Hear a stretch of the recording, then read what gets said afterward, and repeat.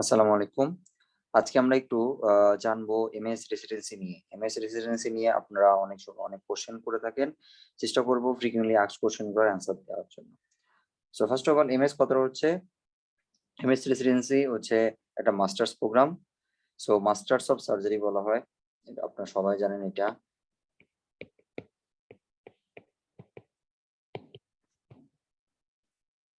Surgery.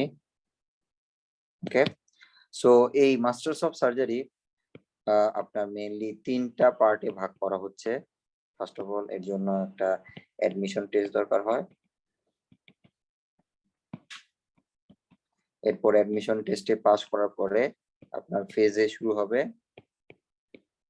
এবং ফেজে pass করার পরে আপনার ফেজ বি হবে। সো আমরা ধাপে ধাপে যাচ্ছি। এট ফার্স্ট আসি অ্যাডমিশন টেস্ট নিয়ে। অ্যাডমিশন টেস্ট হচ্ছে আপনার টোটালি একটা এমসিকিউ পরীক্ষা। ওকে। এন্ড এই এমসিকিউ পরীক্ষাতে কোশ্চেন থাকে আপনার 200টা এবং প্রতিটা কোশ্চেনেই আপনার 5টা করে স্টেম থাকে, 5 স্টেম। ওকে। একটা কোশ্চেনে 5টা করে স্টেম থাকে। ওকে। এই 200টা কোশ্চেনের মার্ক হচ্ছে 200। ওকে, 200 মার্কস। এবার আসি, এই টোটাল 200টা কোশ্চেন অ্যান্সার করার জন্য আপনি টাইম পাবেন 3 ঘন্টা और 180 মিনিট। সো আমরা যদি একটু হিসাব করি, যেহেতু বলা হলো যে আপনার 200টা কোশ্চেন 5টা স্টেম, তার মানে টোটাল কয়টা স্টেম? তাহলে 200 গুণন 5 সমান সমান 1000টা স্টেম। ওকে। তার মানে আপনাকে 1000টা স্টেমের অ্যান্সার করতে হবে 180 মিনিটে।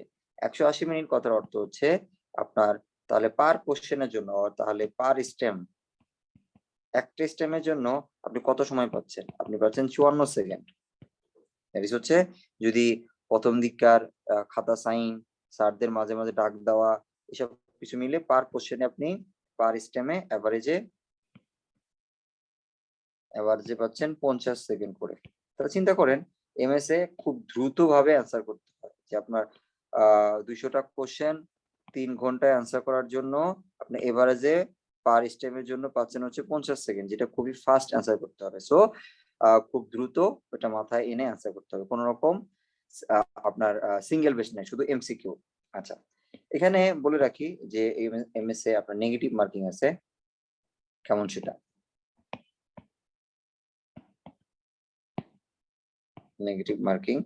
সো নেগেটিভ মার্কিং হচ্ছে পার 20 স্টেম রং অ্যান্সারের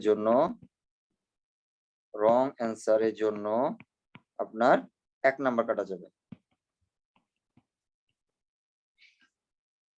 ওকে। তার মানে আপনার 1000টা স্টেম আছে, হ্যাঁ। সো 1000টা স্টেমের মধ্যে প্রতি 20টা স্টেমের জন্য 1 নাম্বার কাটা যাবে। ওকে। সো বেসিক্যালি আপনি যদি পরীক্ষায় ভালো করতে চান, সহজ কথা চান্স পেতে চান, আপনি নেগেটিভ মার্কিং এর কথা ভুলে গেলেও চলবে। এটা ভুলে গেলেও চলবে, কারণ আপনি যদি পরীক্ষা চলাকালীন যদি চিন্তা করেন আল্লাহ আমার কি 20টা স্টেম ভুল হয়ে গেল কিনা, তো 1 নাম্বার কাটা যাবে, তাহলে আপনি কখনোই আপনার 200টা কোশ্চেন 3 ঘন্টায় নেভার এভার শেষ করতে পারবেন না। ঠিক আছে।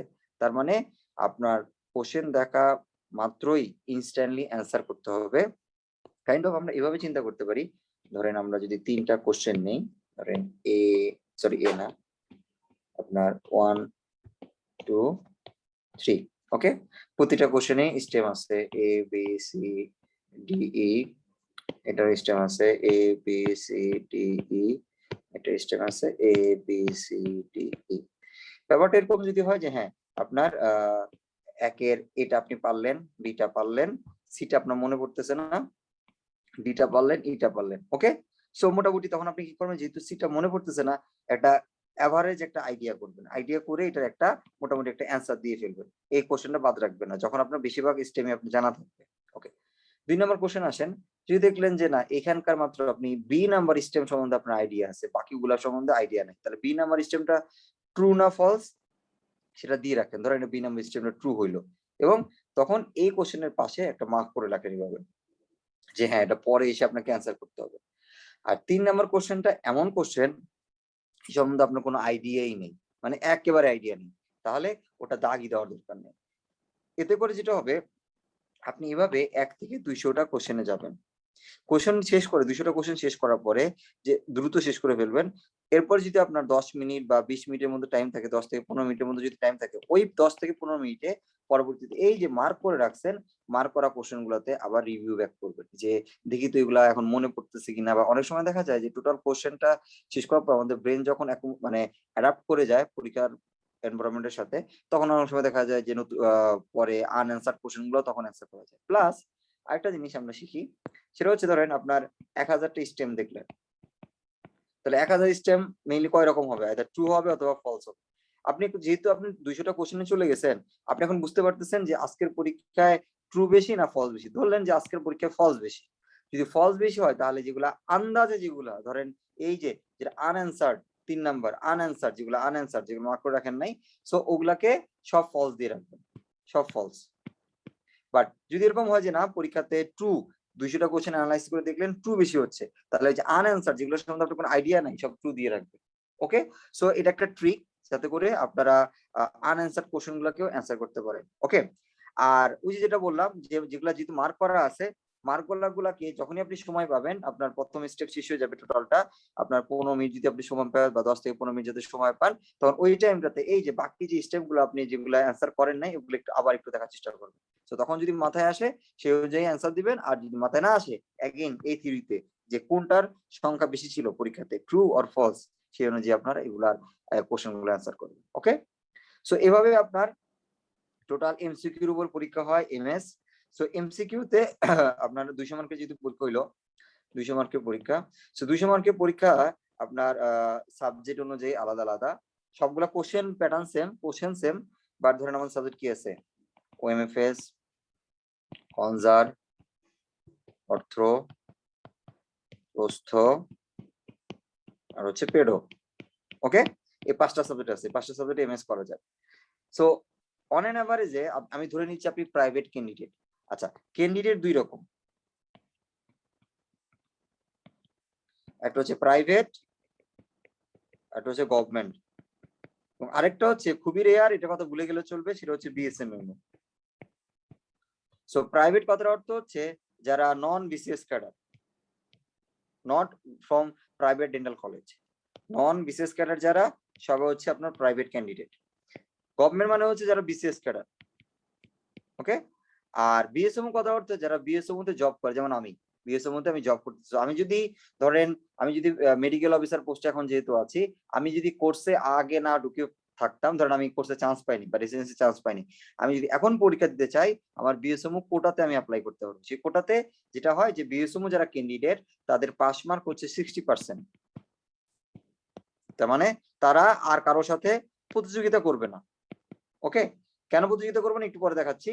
সো ওদের পাস মার্ক হচ্ছে 60%, কথা হচ্ছে যে 200তে তাকে পেতে হবে 120, তাহলে তাকে 120 পেতে হবে 200তে, তাহলে সে পাস করে যাবে এবং তাকে সিট দেওয়া হবে যদি যারা বিএসএমও ক্যান্ডিডেট যারা। তো আপনারা এই ক্যান্ডিডেট কেউই না, সো এটা বাদ, এটা ভুলে যান, জাস্ট জানার জন্য বললাম। So most of the student এই ক্যাটাগরি প্রাইভেট, যারা নন বিসিএস ক্যাডার। ওকে, আমাদের সিট গুলা দুই ভাগে ভাগ করা থাকে। প্রাইভেট ক্যান্ডিডেটের জন্য প্রতি সাবজেক্টে দেখা যায় আপনার 4 থেকে 5টা সিট থাকে। গভর্নমেন্ট ক্যান্ডিডেটের জন্য এরকম 5 থেকে 6টার মতো সিট থাকে। ওকে, গভর্নমেন্ট ক্যাডারের জন্য গভর্নমেন্টে, আর বিএসএম কথা তো বাদই দিলাম, ওখানে ওটা কথা বাদ। ওকে, তার মানে আপনার ওএমএস এ যদি আপনি চিন্তা করেন তাহলে আপনি 2টা সিট, প্রাইভেটে 5টা, গভর্নমেন্টে 5টা। আমি এই প্রাইভেট গুলোকে গোল দিয়ে মার্ক করি।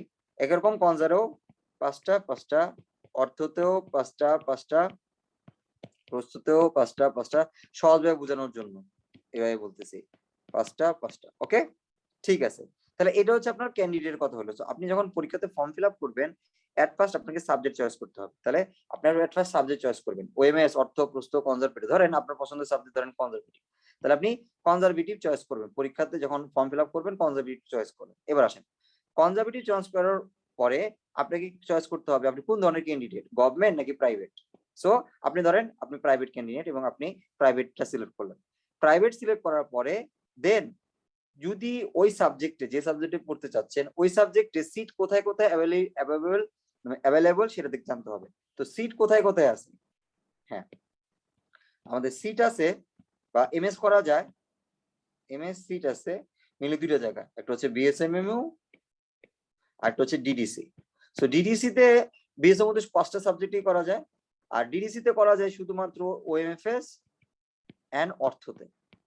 তার মানে আপনি যদি ওএমএফএস চয়েস করেন সেক্ষেত্রে তখন আরেকটা কোশ্চেন আসবে, আপনি কোথাকার এমএস এর জন্য সিট চাচ্ছেন, বিএসএমইউ আর ডিডিএস, যেটা আপনার চয়েস সেটা আপনি চয়েস করবেন। ধরেন আমি যদি আরেকটা স্টুডেন্টের কথা বলি, সেই স্টুডেন্টটা এরকম চয়েস করলো যে হ্যাঁ সে চয়েস করলো হচ্ছে ওএমএফএস এবং সে হচ্ছে তোমার প্রাইভেট ক্যান্ডিডেট একই রকম, এবং সে চয়েস করলো বিএসএমইউ, যেহেতু ওএমএস এর 2টা সিট আছে, বিএসএমইউ তে আছে এবং ডিডিসি তে আছে, তাহলে সে বিএসএমইউ চয়েস করলো। আরেকটা স্টুডেন্ট ধরো এরকম যে এরকম সে চয়েস করলো অর্থ এবং সে হচ্ছে গভর্নমেন্ট ক্যান্ডিডেট এবং সে চয়েস করলো ঢাকা ডেন্টাল কলেজ। ওকে, তার মানে দেখো এই 3 জনের প্রতিযোগিতার ধরনটা আলাদা। এটা একটা কম্পিটিশন, যে সর্বোচ্চ মার্ক পাবে সিট সাপেক্ষে সেই তারাই চান্স পাবে। কথার অর্থ হচ্ছে দেখো ফার্স্ট অফ অল যে কনজার চয়েস করলো তার অ্যালগরিদমটা আমরা আসি, যে কনজার চয়েস করেছিল তার প্রতিযোগী কারা কারা।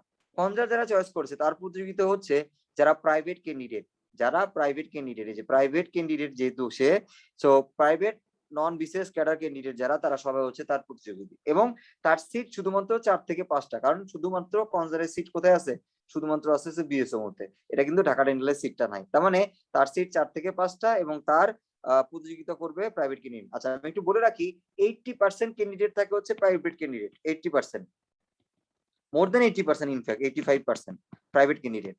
অ্যারাউন্ড 15% থাকে আর 14% থাকে হচ্ছে গভর্নমেন্ট ক্যান্ডিডেট, আর 1% থাকে হচ্ছে বিএসএমও। সো বিএসএমও কথা ভুলে যান। তার মানে তাহলে বুঝতে পারছেন, তাহলে ধরেন 100 জনের মধ্যে, ধরেন আপনার 100 জন পরীক্ষা দিল, 100 জনের মধ্যে 85 জন ধরেন আপনার কনজারভেটিভ চয়েস করলো, তাহলে 85 জনের সিট কয়টা, 4 থেকে 5টা। তার মানে কি আপনাকে 85 জনের মধ্যে প্রথম 1 থেকে 5 এর মধ্যে যদি আপনি থাকেন তাহলে আপনি কনজারভেটিভে চান্স পাচ্ছেন। সো মানে হাইলি কম্পিটিটিভ একটা এক্সাম। এবার আসি, আপনি যদি এবার ওএমএফএস চয়েস দেন, তাহলে ঘটনাটা কি ঘটবে? তাহলে ওএমএফএস চয়েস দিলেন এবং আপনি প্রাইভেট ক্যান্ডিডেট, ওকে ঠিক আছে। তাহলে আপনার জন্য সিট কোথায় কোথায় আছে, 2টা জায়গায় আছে, একটা হচ্ছে বিএসএমইউতে আছে, আবার একটা কোথায় আছে, ঢাকা ডেন্টাল কলেজে আছে, 2টা জায়গায় আছে। তো 2টা জায়গায় টোটাল সিট কয়টা, 5টা করে ধরে নেন, হিসাবে সুবিধার জন্য বলে নিচ্ছি যে 5টা করে 10টা। তার মানে কি ইন কম্পেয়ার টু কনজারের তুলনায় ওএমএফএস এর সিট বেশি। অ্যাগেইন এবার তাহলে বলে রাখি, দেখা যায় যারা পরীক্ষাতে ভালো করে বা সবচেয়ে বেশি প্রতিযোগিতা হয় এই সাবজেক্টটাতে, ওএমএফএসটা। সো দেখা যায় ধরেন আপনার নাম্বার অফ স্টুডেন্ট কনজারে দেখলাম 85 জন, এবার এখানে দেখলেন যে নাম্বার অফ স্টুডেন্ট, ধরেন যে ওএমএফএস চয়েস দিচ্ছে যে একটা বছরে যদি 500 জন ক্যান্ডিডেট থাকে, দেখা যাবে যে আপনার 300 জন ক্যান্ডিডেটই ওএমএফএস চয়েস দিবে। 300 জন ক্যান্ডিডেট তো পটেনশিয়াল ক্যান্ডিডেট না, দেখা যাবে যে 50 জন ক্যান্ডিডেট পটেনশিয়াল ক্যান্ডিডেট, আর এই 50 জন ক্যান্ডিডেট পটেনশিয়াল যে ক্যান্ডিডেট যারা, তাদের মধ্যে থেকে আপনাকে প্রথম 10 জনের মধ্যে থাকতে হবে, তাহলে কেবলমাত্র আপনি চান্স পাবেন। আচ্ছা প্রথম 10 জন বলতে আপনি যদি প্রথম চয়েস ওএমএস এর যদি 2টা, আপনার চয়েস করতে বলবে, যে যেহেতু আপনি 2টা ইনস্টিটিউট, বলবে চয়েস কোনটা, 1 কোনটা, চয়েস 2 কোনটা। আপনি চাইলে চয়েস 1 ডিডিসি দিতে পারেন, চয়েস 2 বিএসএমও দিতে পারেন, আপনি যেটার জন্য যেটা সুবিধা। অথবা সবাই যেটা করে চয়েস 1 আপনি বিএসএমও দিলে দেন, আর চয়েস 2 হচ্ছে ডিডিসি দেন। তার মানে চয়েসটা ইম্পর্টেন্ট। যখন আপনি যেসব জায়গায় 2 জায়গায় এমএস করা যায়, ওএমএফএস এবং অর্থের বেলায়, বাকি কোনোটাতে আপনার ইনস্টিটিউশন চয়েসের কোনো অপশনই আসবে না। ইনস্টিটিউশন অপশন আসে শুধুমাত্র ওএমএফএস এবং অর্থের বেলায়। কনজারের বেলায় যেহেতু শুধুমাত্র বিএসএম মধ্যে করা যায়, আপনাদের বেলায় এই চয়েসগুলো নাই। প্রস্থ পেটও যেহেতু বিএসএম মধ্যে করা যায়, সো আলটিমেটলি আপনাদের বেলায় আর কোনো চয়েস নেই, ঠিক আছে ওকে। তার মানে আপনার এবার ওএমএফএস এর যে 300 জনের মধ্যে আপনার প্রথম 10 জনের মধ্যে থাকতে হবে, 10 জনের মধ্যে থাকতে হবে। এই 10 জনের মধ্যে, প্রথম 10 জনের মধ্যে যারা বিএসএমও চয়েস দিচ্ছে প্রথম 10 জনের মধ্যে, এবং তারা যাবে বিএসএমওতে, আর যারা ঢাকা ডেন্টাল চয়েস দিচ্ছে তারা যাবে ঢাকা ডেন্টাল, ওকে, প্রথম 10 জনের মধ্যে। ওকে, সো ওই 10 জনের মধ্যে আবার শিডিউল করা হবে যারা 1 থেকে 5, হ্যাঁ, তাদেরকে দেওয়া হবে বিএসএমও, আনলেস তার যদি ডিডিসি চয়েস না দেওয়া থাকে। ধরেন সবাই 1 থেকে 10 জন সবাই কি দিছে, বিএসমও 1 নাম্বার চয়েস দিচ্ছে, 2 নাম্বার চয়েস দিচ্ছে হচ্ছে ঢাকা ডেন্টাল। সো তারা কি হবে তখন 1 থেকে 5 সবাই যাবে হচ্ছে বিএসমওতে, এন্ড দেন 6 থেকে 10 সবাই যাবে হচ্ছে ঢাকা ডেন্টাল কলেজে। বাট ঘটনা যদি এরকম হয় যে না, যে ফার্স্ট হয়েছে সে চয়েস দিছে হচ্ছে আপনার ডিডিসি, তার মানে সে ডিডিসি চয়েস দেওয়ার কারণে সে ফার্স্ট হয়েও সে যাবে কোথায়, ডিডিসি তে। তার মানে এখানে 6 নাম্বার পার্সনও যাবে, সাথে হচ্ছে কি যে ফার্স্ট হয়েছে সেও যাবে। তাহলে এখানে তাহলে কি হবে, সেকেন্ড থেকে আপ টু 5 আপ টু 6 পর্যন্ত এখানে আসবে, আর এখানে যাবে 7 থেকে 10। আর ওদিকে 1 নাম্বার যে ফার্স্ট হয়েছিল সে ডিডিসি চয়ন দেওয়ার কারণে এবার সে ডিডিসি তে চলে আসবে। কথা বুঝতে পারছেন? সো সিম্পল, মানে কথার অর্থ হচ্ছে আপনার চয়েস অনুযায়ী আপনার মার্ক যদি ঠিক থাকে তাহলে আপনার বিএসমও থেকে ডিডিসি তে পাঠাবে, বাট ডিডিসি থেকে বিএসমও তে আসাটা কঠিন, কারণ হচ্ছে সবাই বিএসমও চয়েস দেয়। তার মানে দেখবেন যে 1 থেকে 10 জন যারা প্রথমে 1 থেকে 10 জন হবে সবাই 1 নাম্বার চয়েস দিবে বিএসমও, 2 নাম্বার চয়েস দিবে ডিডিসি। ফলে আলটিমেটলি যেটা হয়, যারা বিএসমও চয়েস মানে সবাই যদি বিএসমও চয়েস দিচ্ছে, সো যারা মার্কস বেশি পায় তারাই ফার্স্ট সেকেন্ড থার্ড হয়, এভাবে মার্কস অনুযায়ী ব্যাপারটা হয়ে যায়, মানে 1 থেকে 10 যে এটা টোটাল মার্কিং অনুযায়ী আপনার চান্স গুলা হয়ে যায়। ওকে, এবার আসি মোস্ট কমন একটা কোশ্চেন যে এভারেজে কত মার্কস পেতে হয়। সো ডিপেন্ড করে আসলে কোশ্চেন কোয়ালিটি এবং স্টুডেন্টের কোয়ালিটির উপর। কোশ্চেন যদি হার্ড হয় এবং স্টুডেন্ট কোয়ালিটি যদি এভারেজ হয়, মার্কস কমে যায়। আর কোশ্চেন যদি ইজি হয় এবং স্টুডেন্ট কোয়ালিটি যদি ভালো হয়, তাহলে আবার কোশ্চেন বেড়ে যায়। যেমন আমি আপনাদেরকে আইডিয়া দিচ্ছি, যদি আপনি ওএমএফএস এ চান্স পেতে চান, 200 এর মধ্যে অ্যারাউন্ড আপনার 140 প্লাস পেতে হবে। আপনি যদি কনজার পেতে চান একই রকম 140 বা 135 প্লাস পেতে হবে। আপনি যদি অর্থ পেতে চান একই রকম 135 প্লাস পেতে, মানে অর্থ প্রস্থ কাছাকাছি। ওকে, একই রকম প্রস্থের বেলায় এটা হতে পারে 130, আর পেডের বেলায় একই রকম 130 থেকে 135 এর মধ্যেই থাকবে। ঠিক আছে, সো খুবই নিয়ারেস্ট প্রতিযোগিতা হয় এবং সবচেয়ে বেশি মার্কস তুলতে হবে আপনাকে যদি আপনি ওএমএস এ চান্স পেতে চান তার জন্য। তার মানে কি ওএমএস এর প্রতিযোগিতাটা সবচেয়ে বেশি হয়, এটা ভ্যারি করে। এমন হতে পারে কনজারও প্রতিযোগিতা বেশি হতে পারে যদি কনজারে কম্পিটেন্ট স্টুডেন্ট বেশি থাকে, ইভেন হতে পারে পেরোতে প্রতিযোগিতা বেশি হতে পারে যদি পেরোতে কম্পিটেন্ট স্টুডেন্ট গুলা, যেমন ধরেন বাংলাদেশে যারা টপ স্টুডেন্ট সবাই হঠাৎ করে প্ল্যান করলো যে হ্যাঁ আমরা এবার পেরোতে কেরিয়ার করবো, সবাই পেরোতে দিল, তার মানে কি পেরোতে প্রতিযোগিতাটা বেশি হবে, পেরোতে মার্কস বেশি উঠবে, তো সেই অনুযায়ী পেরোতে মার্কস বেশি উঠে যাবে। ওকে, এভাবে আমাদের আপনার চান্স পাওয়া, সিট প্ল্যানিং সবকিছু নিয়ে আপনারা আপনাদের ডিপেন্ড করে। ঠিক আছে, তাহলে এই হচ্ছে আমাদের সিট এবং এবং তাহলে মানে দেখেন ওই যে বিএসএমও ক্যান্ডিডেট কথা বললাম যে তাহলে আপনার এখানে ধরেন বললাম যে 140 পেতে হয়, বলা হয়ে থাকে বিএসএমও ক্যান্ডিডেট 60% নাম্বার পেলেই চলে, অত 60% টোটাল 200 এর 60 মানে 120, তারাও যে খুব একটা কম পাচ্ছে ব্যাপারটা এরকম না, তাদের জন্য ফিক্সড 200 এর মধ্যে 120 পেতে হবে। সো কোশ্চেনের প্যাটার্ন বাড়ুক বা কমুক বা কঠিন হোক বা সহজ হোক 120 তাকে পেতে হবে। এই জন্য তাদের জন্য আবার তাদের ক্যান্ডিডেট যদিও কম থাকে, প্রতিটা ডিপার্টমেন্টে 1 জন 2 জন, অলমোস্ট সবাই কোনো ক্যান্ডিডেটই নেই এখন বর্তমানে। সো এটা একটা প্যাটার্ন। সো দেখবেন ওখানে ক্যান্ডিডেট আকারে 3টা অপশন দেওয়া থাকবে, সেজন্য 3টা অপশনই আমি আপনাদেরকে বুঝিয়ে দিলাম। ওকে, হোপফুলি এই পর্যন্ত সবাই ক্লিয়ার যে আমাদের অ্যাডমিশন টেস্টটা কেমন হয়। সো অ্যাডমিশন টেস্টে পাস করার পরে দেন আপনার আচ্ছা অ্যাডমিশন টেস্টটা হয় নরমালি নভেম্বরের ফার্স্ট উইকে এটা হয়ে থাকে, ফার্স্ট উইকে হয়ে থাকে। সো অ্যাডমিশন টেস্টে পাস করলে ফেজ এ এবং ফেজ বি জুড়ে আপনাকে প্রতি মাসে 20,000 টাকা স্যালারি দিবে, এবং ফেজ এ ফেজ বি মিলে, ফেজ এ হচ্ছে 2 ইয়ার্স এবং ফেজ বি হচ্ছে 3 ইয়ার্স, টোটাল 5 ইয়ার্স আপনাকে 20,000 টাকা পার মান্থ স্যালারি দিবে। ওকে, ঠিক আছে, এবার আসি ফেজ এতে। সো ফেজ এ কবে শুরু হয়? ফেজ এ শুরু হয় প্রতি বছর আপনার মার্চে, সেশনটা হচ্ছে আপনার মার্চে শুরু হবে, আর মার্চ শুরু হবে, তো নভেম্বরে পরীক্ষা হলে তার পরের বছর মার্চে সেশনটা শুরু হবে, মার্চের 1 তারিখ থেকে ক্লাস শুরু হবে। আচ্ছা, তাহলে ফেজে তাহলে কি বললাম 2 বছর, এই 2 বছরে এই 2 ইয়ার্সে আপনার যেটা হবে প্রতি 3 মাস পর পর পরীক্ষা হবে, যেগুলোকে বলা হয় ব্লক ফাইনাল। সো এক্সাম হবে every 3 months later, every 3 months পর পর আপনার কি হবে ব্লক ফাইনাল। এই ব্লক ফাইনাল গুলা হুবহু আমাদের কিসের মতো, অ্যাজ লাইক অ্যাজ প্রফ, আপনারা যে প্রফ গুলো দিয়ে আসছেন প্রফের মতো, রিটেন, অসপি, ভাইবা, ক্লিনিক্যাল সব থাকবে এই প্রফ গুলোতে। ওকে, সো ব্লক ফাইনাল গুলো তাহলে আপনি প্রতিটা ব্লকে আপনাকে পাস করতে হবে। আপনার প্রতিটা ব্লকে পাস করার পরে আপনি ফেজে, দ্যাট ইজ হচ্ছে ফেজে ফাইনাল দিতে পারবেন। সো ফেজে ফাইনাল দিতে পারবেন মানে আপনি যদি প্রতিটা ব্লকে পাস করেন তাহলে আপনি ফেজের প্রতিটা ব্লক যদি আপনার কমপ্লিট থাকে দেন আপনি ফেজে ফাইনাল দিবেন, এন্ড ফেজে ফাইনালে যদি আপনি পাস করেন এন্ড দেন আপনি ফেজ বি তে এনরোল করতে পারবেন। ফেজ বি 3 বছরের, আপনি যে সাবজেক্টের ওই সাবজেক্ট আপনার ফেজ বি হয়। আর ফেজ এ তো হচ্ছে বেসিক সাবজেক্টগুলো থাকে, যেমন ধরেন আপনার মাদার সাবজেক্ট থাকবে যে সাবজেক্ট পোস্ট গ্রাজুয়েশন করতেছেন, এছাড়া রেডিওলজি, দেন হচ্ছে মেডিসিন, সার্জারি, ম্যাক্সিমাম সার্জারির জন্য ইএনটি থাকে, হ্যাঁ, সো এগুলা থাকে। আর বাকি ডিপার্টমেন্ট গুলো থাকে যদি অন্য ফ্যাকাল্টির হন, যেমন যদি আপনি কনজার হন বা প্রস্থ, অর্থ, পেডও যদি হন, তাহলে আপনার আবার বাকি সাবজেক্ট গুলোতে থাকবে, ওএমএস, অর্থ, প্রস্থ, কনজার এগুলোতে থাকবে। এবং ওএমএস এ যারা, তাদের জন্য একটা কম্পোজিট ব্লক থাকে, যেখানে ডেন্টালের ওএমএস ছাড়া বাকি 4টা সাবজেক্টে একসাথে 3 মাস থাকে, এটাকে বলা হয় কম্পোজিট ব্লক। সো এইভাবে ব্লক গুলো আলাদা। সো মেইন কথা হচ্ছে ফেজে হচ্ছে বেসিক, ফেজে পাস করার পরে ফেজ বিতে যাবেন। ফেজ বি হচ্ছে আপনি যে সাবজেক্টে পোস্ট গ্রাজুয়েশন করতে চাচ্ছেন, ওএমএস, অর্থ, প্রস্থ, কনজার, আপনার মাদার সাবজেক্টে আপনি এবার 3 বছর, ওকে। এবং 3 বছর পরে আপনার হবে হচ্ছে phase A final, phase B final. And phase B ফাইনালে যদি আপনি পাস করেন, তাহলে আপনার হচ্ছে এমএস টা কমপ্লিট হয়ে যাবে। তাহলে মানে হচ্ছে টোটাল হচ্ছে আপনার 5 বছরের একটা প্রোগ্রাম, এ হচ্ছে এমএস, ওকে, ঠিক আছে না? সো তাহলে এভাবে আপনার প্রতিনিয়ত, তার মানে কথার অর্থ হচ্ছে আপনি এমএস এ চান্স পাওয়া মানে হচ্ছে এমএস কমপ্লিট না, এটা আপনারা অনেকে ভুল করেন, আর পড়ালেখা করেন না, ব্যাপারটা এরকম না। এমএস পাস করার জাস্ট একটা অ্যাডমিশন টেস্ট ছিল, অ্যাডমিশন টেস্টে পাস করার পরে কথার অর্থ হচ্ছে আপনি এখন এমএস করার জন্য যোগ্য। সো যোগ্য যেহেতু, সেজন্য পড়ালেখা শুরু করেন, ফেজ এবং ফেজ বির জন্য ভালোভাবে পড়ালেখা করবেন, ইনশাল্লাহ এক চান্সেই আপনারা ফেজ এবং ফেজ বি পাস করতে পারবেন। আরেকটা ব্যাপার হচ্ছে যে এমএস রেসিডেন্সিতে থাকা অবস্থায় আপনি বিএসএমওর আন্ডারে আর কোনো পরীক্ষা দিতে পারবেন না। সো বিএসএমও আন্ডারে পরীক্ষাগুলো কি কি আছে? এমএস আছে, এমপিএইচ আছে, ডিডিএস আছে, ওকে। আর ইন ফিউচার যদি এমফিল অথবা এমডি যদি শুরু হয়, এটা ব্যাপারে এখন কিছুই বলা যাচ্ছে না, কারণ এটা এখনো পাবলিশ হয়নি, এটা প্রোটোকল কি হবে এটা বাদ। সো ধরে নেন আমরা এই পাখিটুকু কথা বলতেছি। তো আপনি যদি এমএস চান্স পান, একবার জয়েন করেন, তাহলে আপনি এমপিএইচ এবং ডিডিএস এ জয়েন করতে পারবেন না বা পরীক্ষা দিতে পারবেন না, যতক্ষণ না পর্যন্ত আপনি এমএস টা কমপ্লিট করেন।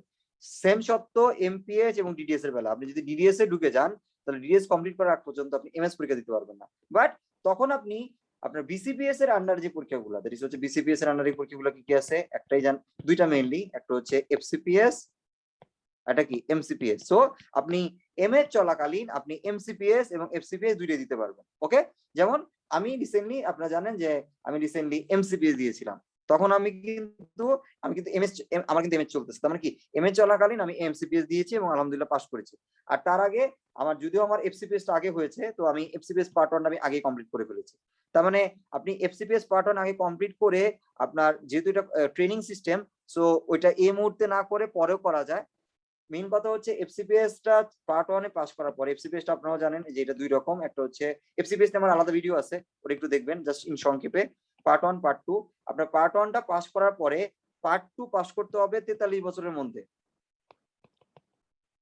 উইদিন 43 ইয়ার। সো আপনি যখনই জয়েন করেন পার্ট 1 পাস করার পরে, ধরেন আপনি পার্ট 1 পাস করলেন, এরপরে আপনি আবার এমএস পরীক্ষা দিবেন, আপনি এমএস টা টোটালটা কমপ্লিট করলেন 5 ইয়ার্স, আপনার দেখা হবে বয়স, আপনার বয়স যদি 43 বছর, বয়সের মধ্যে আপনার এই যে FCPS part 2, that is FCPS এ তো 5 ইয়ার্স, তাই না? সো এফসিপিএস পার্ট 2 টা কমপ্লিট করতে হবে, তাহলেই হবে, তাহলে আর অসুবিধা নেই। তার মানে আপনি এফসিপিএস পার্ট 1 পাস করার পরে কবে জয়েন করবেন, এটার কোনো নির্দিষ্ট নিয়ম নাই, বাট বলা হয়ে থাকে পার্ট 2 আপনি 43 বছর বয়সের মধ্যে আপনাকে কমপ্লিট করতে হবে। সো সেই অনুযায়ী আপনার মাথায় রেখে কমপ্লিট করতে হবে, ওকে। আর আর আরেকটা ব্যাপার আছে, সেম সাবজেক্টে এমএস এফসিপিএস থাকলে একটা সুবিধা আছে, সেটা হচ্ছে আপনি যদি সেম সাবজেক্টে এমএস অথবা এফসিপিএস করেন, তাহলে ধরেন আপনি সেম সাবজেক্ট এমএস করতেছেন, আবার ওদিকে এফসিপিএস পার্ট 1 এ চান্স পেয়েছেন, তাহলে আপনি এফসিপিএস পার্ট 2 ট্রেনিং এর জন্য আপনার যেটা বলা হয়ে থাকে, যেটা আপনার এটা মাস্টার্স কমপ্লিট 5 ইয়ার্স এর, এটা ট্রেনিং পিরিয়ডটা তখন আপনার কমে 3 ইয়ার্স হয়ে যায়, তখন এফসিপিএস এর জন্য আপনার 5 ইয়ার্স থাকবে না, এফসিপিএস টা হয়ে যাবে আপনার 3 ইয়ার্স, আপনি 3 ইয়ার্স এর ট্রেনিং করবেন, ওকে। সো আলটিমেটলি এফসিপিএস টা কমপ্লিট হয়ে যাবে। এন্ড अगेन উল্টা কথা, আপনি যদি কেউ যদি এফসিপিএস টাকে কমপ্লিট করেন, দেন আপনি ডাইরেক্টলি এমএস ফেজ বি তে জয়েন করতে পারবেন। ওদিকে আপনার অ্যাডমিশন টেস্টে পাস করতে হবে, প্লাস হচ্ছে আপনার এমএস ফেজ বি তে জয়েন করবেন।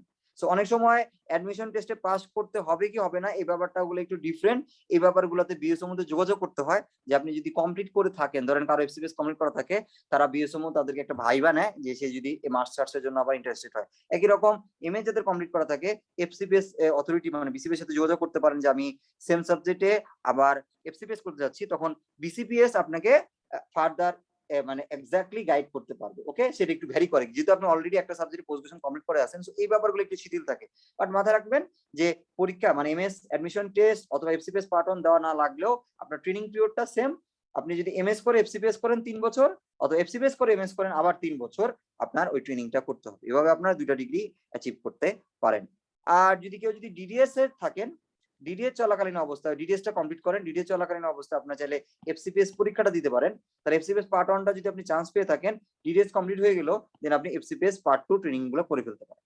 ওকে, সো আপনারা তো এখন এটাও জানেন, এটা তো সবাই জানেন যে এখন কিন্তু সবগুলাতে এমএস, এফসিপিএস, ডিডিএস, এমপিএইচ সবকিছুতে কিন্তু আপনার সেম 20,000 টাকা স্যালারি দেওয়া হয়। আর এমসিপিএসটা টোটালি আলাদা, এখানে কোনো ট্রেনিং নাই, এটার জন্য আলাদা আমার লেকচার ভিডিও আছে, আপনারা ইউটিউবে দেখবেন বা আমার ফেসবুক পেজগুলোতে দেখবেন যে অল অ্যাবাউট এমসিপিএস নিয়ে, ওটা একটু দেখলে বুঝতে পারবেন যে এমসিপিএস ব্যাপারটা কি। হোপফুলি সবাই ক্লিয়ার এই পর্যন্ত, যার যা যা কোশ্চেন ছিল এই রেসিডেন্সি নিয়ে। কারো কোনো কোশ্চেন থাকলে জানাতে পারেন। সবাই ক্লিয়ার?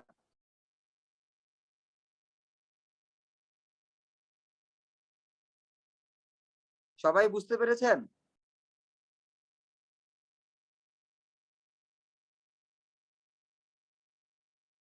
আচ্ছা, আমার কাছে কে জানতে চেয়েছিলেন তখন যে চ্যাট বক্সে?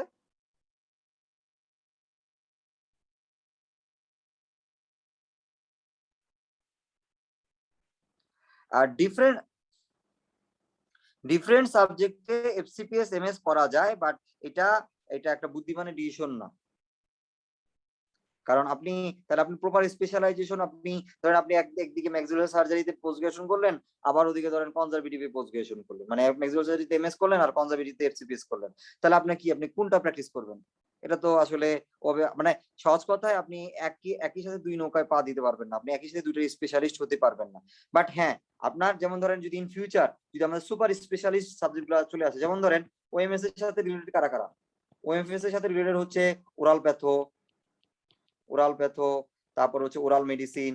ওকে, সো ইন ফিউচার যদি ওএমএস এ ধরেন আপনি এমএস করলেন বা এফসিপিএস করলেন, ইন ফিউচার যদি আপনি ওরাল প্যাথো অথবা ওরাল মেডিসিনে কিছু একটা করতে পারেন, সেটা হতে পারে এমডি অথবা এমফিল, তাহলে আপনার জন্য কাজে দিবে, তাহলে আপনার জন্য এটা আপনার ক্যারিয়ার ওরিয়েন্টেড হবে, তখন আপনি সুপার স্পেশালিস্ট হয়ে গেলেন। ওকে, একই রকম মানে এই সাবজেক্টে একই রকম ধরেন আপনার এন্ডোতে যেমন আপনার কনজারভেটিভ এন্ড এন্ডোডন্টিক্স বুঝেনি, কনজারভেটিভ এবং এন্ডোডন্টিক্স যদি আপনি পোস্ট গ্রাজুয়েশন করতে চান, সো পরবর্তীতে আপনি যদি ইন ফিউচার যদি শুধুমাত্র এন্ডোডন্টিক্স এর উপর যদি এফসিপিএস আসে আমাদের বাংলাদেশে বা এমএস আসে, তখন সেটার উপরে করতে পারেন।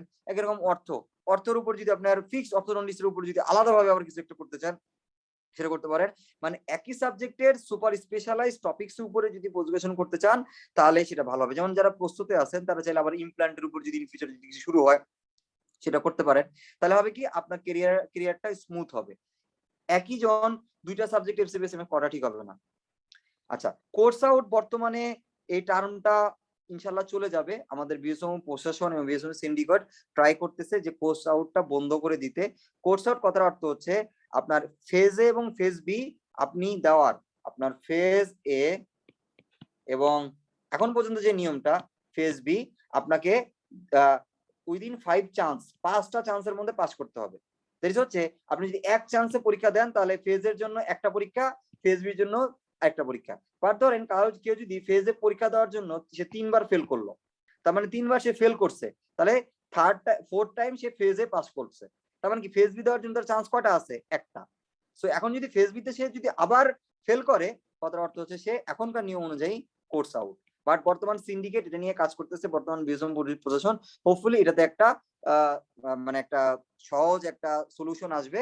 তো যাই হোক, এটা নিয়ে টেনশন করার দরকার নাই, যে কোর্স আউট কিভাবে হয় এটা ভুলে গেলেও চলবে, অসুবিধা নেই। ঠিকভাবে পড়ালেখা করেন।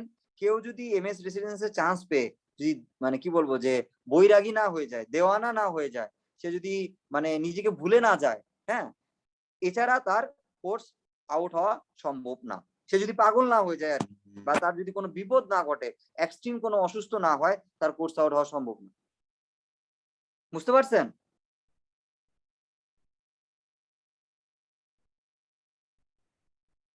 ক্লিয়ার সবাই?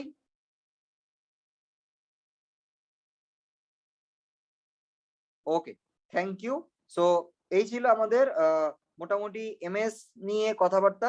একই সাথে এমএস এর সাথে কিভাবে আমরা বাকিগুলাকে কম্পেয়ার করতে পারি সেটা নিয়ে আমরা একটু বললাম। সো হোপফুলি আপনারা ক্লিয়ার।